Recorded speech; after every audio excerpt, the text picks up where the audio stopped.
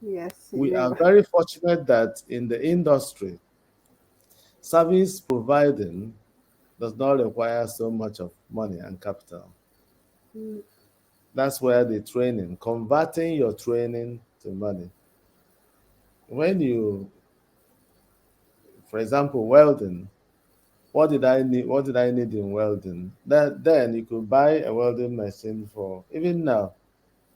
There are these inverter, and I can go into the nitty gritties. There are these inverter welders you can get for 40,000 and all that. It doesn't take more than probably 200,000 to set up a welding workshop. So mm, an architect, a young architect who makes money from one commission can begin to reinvest.